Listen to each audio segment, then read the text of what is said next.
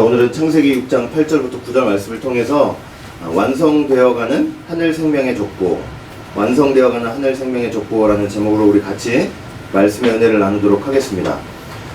계시록 20장을 보시면은 하나님의 보좌 앞에 생명책과 행위를 기록한 책이 놓여 있습니다. 근데 두 책 간에는 아주 분명한 차이가 있어요. 생명책에는 이름이 기록되어 있고 다른 책에는 사람들의 행위가 기록되어 있습니다. 그러니까 생명책에 그 이름이 기록된 사람들은 영원한 천국 백성이 되고, 반면에 다른 책에 기록된 사람들은 그 행위가 낱낱이 기록돼서 그 행위대로 심판을 받게 되어 있는 거예요. 그런데 생명책에 이름이 기록되어 있다는 점에서 보면 생명책은 사실 족보책이라고 얘기할 수 있어요. 그렇지만 땅의 족보가 아니고 하늘 족보책이죠.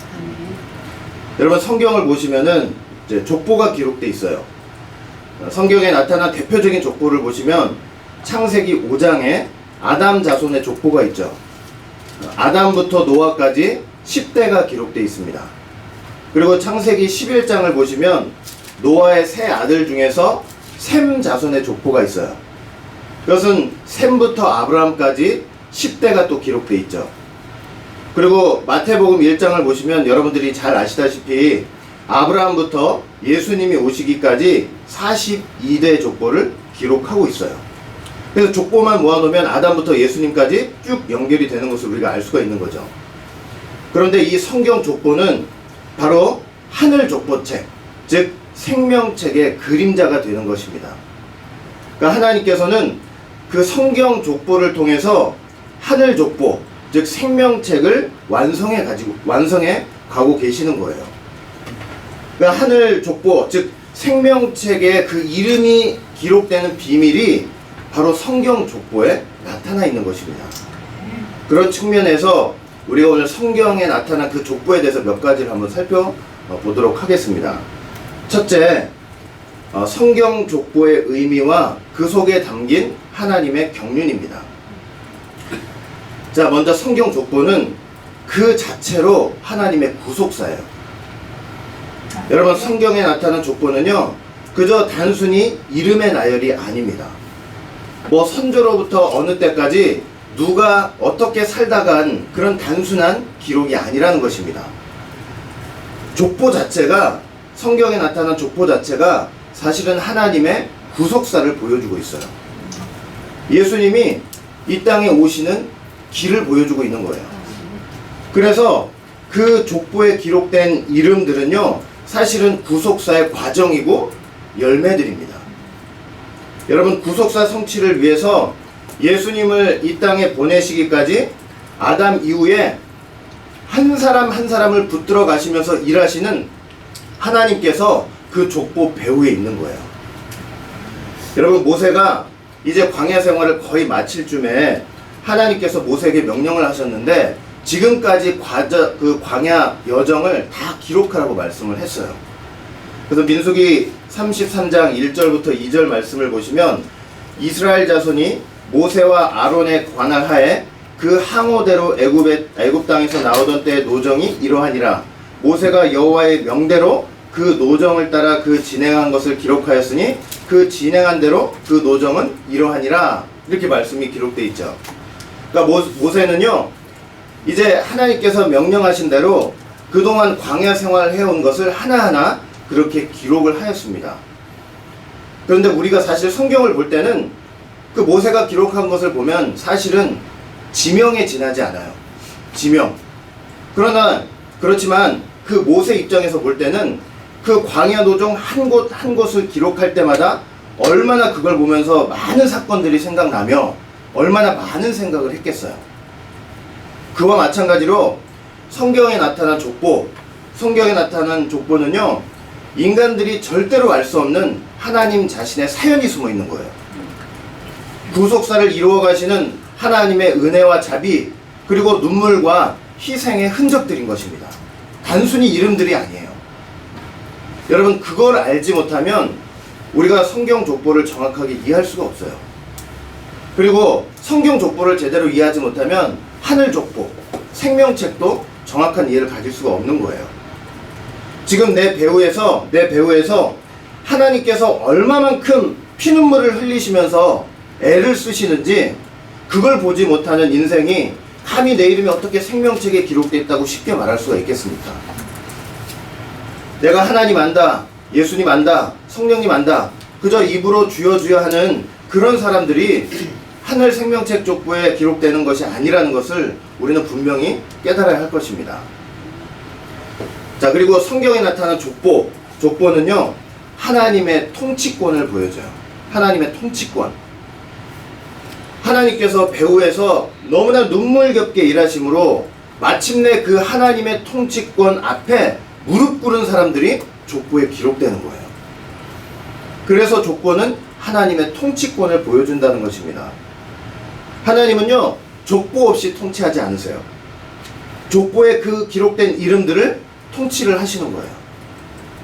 족보는요, 하나님 나라의 질서예요. 무슨 말이냐? 하나님은 통치하시는 자고 족보에 기록된 자들은 그 하나님의 통치를 받는 자들이에요. 족보는 하나님 나라의 완성을 예표하고 있어요. 하나님의 나라라고 하는 것은 하나님께서 통치하시는 나라이기 때문이죠. 여러분, 그래서 생명책에 내 이름이 기록된다고 하는 것은요, 그 하늘 족보에 내 이름이 기록된다고 하는 것은 뭐냐면 하나님의 통치를 받는 인생들이에요. 하나님의 통치를 받아야 된다는 거예요. 하나님의 통치와 그 말씀을 거부하고 그저 내 생각, 내 고집대로 산다고 할 때는 그 족보와 상관이 없는 거예요. 하나님 나라에 밖에 있는 것이고 하나님 나라의 질서를 무시하는 것입니다. 창세기 1장 2절에 기록된 혼돈이에요. 혼돈. 무질서예요. 무질서. 우리는 하나님의 통치 앞에 무릎 꿇는 하나님의 백성들이 되어야 돼요. 하나님의 통치를 받고 그 말씀 앞에 순종하는 백성들이 되어야 하는 것입니다. 자, 그리고 성경 족보를 보시면요, 그 성경 족보에 기록된 인물들은 결코 신앙의 대상이나 목표가 되지는 않는다는 것을 우리가 알아야 돼요. 족보에 기록된 인물들이 우리 신앙의 대상이나 목표는 아니에요. 여러분, 족보를 보시면요, 그 성경에 나타난 족보를 보시면은 실패와 절망, 그리고 부끄러움과 수치의 역사도 낱낱이 기록되어 있어요. 창세기 11장 셈 자손의 족보를 보시면요, 벨렉과 그 후손들이 바벨탑 사건과 연루된 것을 우리가 알 수 있어요. 또 마태복음 1장 족보를 보면 대표적으로 다윗이 그 충성스러운 자기의 부하 우리아의 아내를 취한 사실도 사실은 그 족보에 기록하고 있어요. 그러니까 족보 속 인물들이라고 하는 것은 결코 우리 신앙의 대상이나 목적, 목표가 될 수는 없는 거예요. 오히려 족보라고 하는 것은요, 거기 기록된 사람들의 치부를 하나님 앞에 드러내는 인생 고발장이에요. 여러분, 족보에 이름이 기록된다고 할 때는요, 그 인생 전체가 하나님 앞에 벌거벗은 듯이 다 드러나는 역사는 말하는 거예요. 여러분, 족보에 기록된다는 것이 어떤 것일까? 제가 예를 하나 들어드릴게요. 요한복음 8장을 보시면 간음 중에 붙잡혀가지고 예수님 앞에 끌려온 여자에 대한 이야기가 하나 나오고 있어요. 종교 지도자들이 이 예수님을 시험하기 위해서 어떤 짓을 했냐면은 간음을 하고 있던 여자를 딱 붙들어가지고 예수님 앞에 끌고 나왔어요. 여러분, 간음을 하던 중에 끌고 나왔으니 옷이나 대대로 걸치고 있었겠습니까? 그거 완전히 벌거벗은 채로 예수님과 수많은 사람들 앞에 세워졌어요. 얼마나 그 여자 입장에서는 부끄럽고 수치스럽겠어요. 예수님이 아무 말씀도 안 하시고 땅에 글을 쓰신 후에 말씀을 하셨죠. 너희 중에 죄 없는 자가 돌로 치라고 말씀을 하셨어요. 이 말씀을 들은 수많은 사람들이 어른으로부터 젊은이까지 다 그 자리를 피해서 떠났다고 성경은 말씀을 하고 있어요. 왜냐하면 간음한 여자 못지않게 자기들도 죄의 수치와 부끄러움이 있는 것은 다 알았기 때문이죠. 나중엔 어떻게 되었느냐? 요한복음 8장 9절 말씀 볼 때 오직 예수와 그 가운데 섰는 여자만 남았더라, 이렇게 돼 있어요. 여러분, 바로 이 순간이 뭐냐면 이 여자가 족보에 기록되는 순간이에요. 벌거벗은 듯이 예수님 앞에 나오는 그 순간 바로 족보에 기록되는 순간이에요. 여러분, 온갖 수치와 부끄럼 속에서도 떠나지 않고 그 예수님 앞에 남는 그 순간이에요. 예수님이 뭐라고 말씀하셨습니까? 나도 너를 정죄하지 않겠다. 제 용서의 축복을 받는 거 보세요. 반면에 이 가늠한 여자들을 돌로 치려고 모였던 그 수많은 사람들 한번 생각해 보세요. 여자처럼 죄, 수치와 부끄러움을 무릅쓰고라도 예수님 앞에 남았던 사람들이 한 사람이라도 있었어요? 예수님 앞에 담대히 나오지 못하고 어떻게 했어요? 그저 서로를 의지하면서 나는 이 사람 옆에 서고 저 사람은 이 사람 옆에 서 있다가 나중에 예수님을 피해서 도망간 거예요. 이런 사람들은 족보와 상관이 없는 사람들이에요. 여러분, 족보에 기록된다는 것은 뭐냐면 하나님 앞에 내 모든 인생, 온갖 죄와 수치와 부끄러움이 드러난 그 모든 인생이 다 드러나는 역사예요. 그러나 족보는 한편으로는 우리에게 너무나 큰 소망을 주고 있습니다. 하나님 앞에 자기 비참한 거, 부끄러운 거, 수치스러운 거 다 드러낸 인생들, 족보에 기록된 그 인생들 앞에 반드시 예수 그리스도가 오시기 때문이에요. 여러분, 아담으로부터 시작된 성경 족보의 맨 마지막 인물이 누구예요? 예수님이에요. 예수님. 그 예수님이 오셔서 그 부끄러운 수치를 잠깐이 아니고 아주 영원토록 가려주시는 역사가 있는 거예요. 여러분, 우리의 이름이 하늘 족보책, 생명책에 기록된다는 것이 어떤 의미일까요? 어떤 의미냐면 우리 모든 인생이 벌거벗은 듯이 하나님 앞에 다 드러난다는 거예요. 생명책에 내 이름이 기록된다는 건요, 그 존재 자체가 하나님 앞에 완전히 벗겨져 가지고 드러난다는 거예요. 여자와 같이 벌거벗겨져 가지고 죄 지은 수치와 부끄러움이 다 드러난다는 것입니다. 여러분, 만약에 우리하고 똑같은 인생들 사이에 숨어서 자신을 감추고 변호하려는 삶을 산다면 그 사람은 하늘 족보와 상관없는 거예요. 우리가 주님 앞에 우리 자신을 다 드러내는 순간, 하나님 앞에 우리의 부끄러운 것을 다 드러내는 순간 하나님은 우리의 수치를 가려주시는 거예요. 죄를 추궁하는 것이 아니고 오히려 그 죄를 가려주시고 영원토록 기억하지 않으신다는 것을 믿으시기 바랍니다. 그게 하늘 족보 생명책에 기록된다는 의미예요. 여러분, 인생들 사이에 나를 감추고 숨기고 나를 드러내지 않으려고 한다면요, 오히려 행위를 기록한 책에 낱낱이 내가 감추고 숨기렸던 행동들이 다 기록돼 가지고 그 행위대로 심판을 받게 된다는 것입니다. 자, 두 번째, 성경의 족보의 시작과 마침입니다. 성경 족보의 시작과 마침. 창세기 3장을 보시면 이제 아담이 타락한 이야기가 나오죠. 그리고 창세기 5장을 보시면 아담 족보가 기록돼 있어요.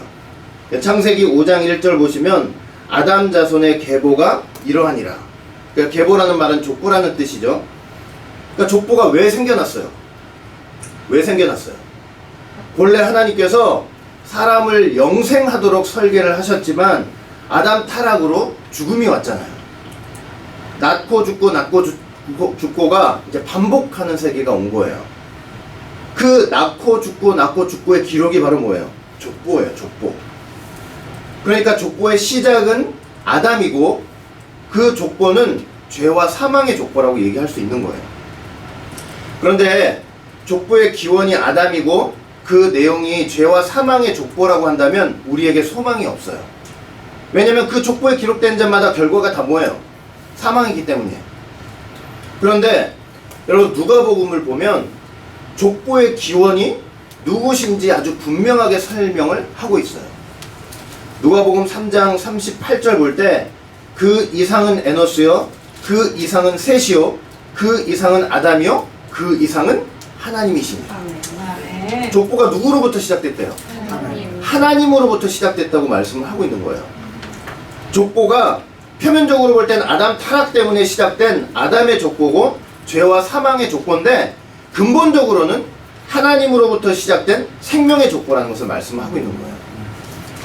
아담 타락 때에 하나님께서 그 아담의 죄에 대한 책임을 물어서 사망 선고를 내리시되 당장에 집행하신 것이 아니고 그 선고를 유예를 하시면서 자손을 낳게 하심으로 족보를 시작하신 거예요. 여러분, 하나님께서 시작하신 족보였기 때문에 감히 사단이 그 족보를 끊을 수 있어요, 없어요? 끊을 수 없는 거예요. 그 속사 속에서 예수님 오실 때까지 단 한 번도 끊어지지 않고 족보가 이어진 것입니다. 여러분, 이렇게 하나님으로부터 시작된 족보예요. 하나님으로부터 시작된 이 족보가 어디서 성취되고 마무리되었느냐? 마태복음 볼 때 바로 예수 그리스도로 마무리가 되고 있어요. 족보의 시작은 하나님, 그리고 족보의 마침은 예수 그리스도가 되신다는 것입니다. 여러분, 예수 그리스도가 족보의 마침, 그 족보의 오메가로 오셔가지고 하시는 일이 뭐냐면, 이제는 하늘 족보, 생명의 족보, 생명책을 쓰고 계시는 거예요. 이제 연필로 쓰시는 그게 아니고 당신의 보혈로서 구원받은 사람들의 이름을 일일이 쓰시면서 성령으로 인치시는 역사를 하시는 거예요. 생명책에 기록된 그 이름을 누구라도 지울 수 없게. 결국 예수님께서 자신의 피로 쓰시는 이 생명책이 성경 족보의 완성이 되는 것입니다. 여러분, 예수님이 쓰시는 이 생명책이 지금 완성되어 가고 있다는 것을 믿으시기 바랍니다. 우리가 오직 예수 그리스도의 그 보혈과 생명의 말씀을 믿음으로 끝까지 붙잡아야 돼요. 끝까지 붙잡아야 돼요. 누구든지 이 생명책에 기록되지 못한 자는 반드시 불못에 던지운다고 성경은 분명히 말씀을 하고 있기 때문이에요. 계시록 20장 15절 말씀 볼 때 누구든지 생명책에 기록되지 못한 자는 불못에 던지우리라. 분명하죠. 자, 세 번째, 마지막 때는요, 하나님의 은혜를 구하는 것이 가장 중요해요. 아멘. 마지막 때는 무엇을 구하는 것이 가장 중요해요? 하나님의 은혜를 구하는 것이 가장 중요해요. 여러분, 노아 때를 한번 생각해 보겠습니다. 노아 때는요, 죄가 관영하고 강포가 충만하고 땅이 패배해가지고 하나님께서 심판하신 때였어요. 마지막 때도 노아의 때와 같이 하나님께서 반드시 죄악된 세상을 심판하실 것입니다. 여러분, 지금이 어떤 때예요? 지금이 계시록 18장 5절 보면요, 계시록 18장 5절 보면 그 죄는 하늘에 사무쳤으며 하나님은 그의 불의한 일을 기억하신지라. 이런 때, 심판이 임박한 때예요. 임박한 때. 자, 그런데 오늘 본문 말씀을 한번 읽어볼게요. 창세기 6장 8절부터 9절 보시면요, 창세기 6장 8절부터 9절. 그러나 노아는 여호와께 은혜를 입었더라. 노아의 사적은 이러하니라. 노아는 의인이요 당세 완전한 자라. 그가 하나님과 동행하였으며. 자, 이렇게 돼 있어요. 여기 보니까 노아의 사적은 이러하니라 이렇게 돼 있죠. 근데 여기 사적이라는 말이 히브리어로 톨레도시라는 단어예요. 그게 족보라는 뜻이에요. 족보. 그러니까 온 세상이 지금 심판을 당하는 가운데 하나님께서 노아의 족보만은 보존을 하신 거예요. 그러니까 우리가 여기서 이걸 알아야 돼요. 지금 심판이 임박한 세상을 우리가 살고 있죠. 하나님의 심판 속에서 영원한 멸망을 당하지 않고 하늘 족보책, 생명책에 이름이 기록돼서 영원한 영생을 누리는 비밀을 우리가 알아야 되는 거예요. 본문 속에 두 가지 핵심적인 단어가 등장하는데 그게 뭐냐면 은혜와 동행이에요. 은혜와 동행. 노아는 하나님께 은혜를 입었더라. 이것을 영어 성경으로 읽어보면은 더 원어와 가까운 의미를 우리가 생각해 볼 수 있는데, 노아는 하나님의 눈 안에 있는 호의, 은혜를 찾았더라, 발견했더라 라는 그런 뜻이 있어요. 그러니까 노아는요, 홍수 심판 전야를 살면서 오직 무엇만 바라봤어요? 하나님의 눈만 바라보고, 하나님의 눈만 바라보면서 하나님께 은혜를 구하는 삶을 살고 있었던 것입니다. 여러분, 지금 심판이 임박한 이 세상 속에서 우리가 지금 무엇을 바라보고 있습니까? 그리고 무엇을 구하고 있습니까? 지금은 그 어느 때보다도 하나님의 눈을 바라보면서 하나님의 은혜를 구하는 삶을 살아야 할 때입니다. 여러분, 은혜가 바로 구원이에요. 은혜만이 우리가 생명책에 기록될 수 있는 비밀이 되는 것입니다.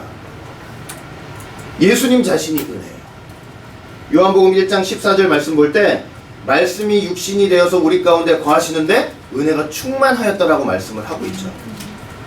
요한복음 1장 16절 말씀 봐도 우리가 예수님을 통해서 은혜 위에 은혜, 충만한 은혜를 받을 수 있다고 분명히 말씀을 하고 있어요. 여러분, 예수님이 계시는 곳, 예수님의 말씀이 선포되는 그곳에 바로 은혜가 있는 거예요. 은혜는 다른 데서 찾을 수가 없어요. 예수님이 계시는 곳에 은혜가 있고 예수님이 계시지 않는 곳에 은혜가 없는 거예요.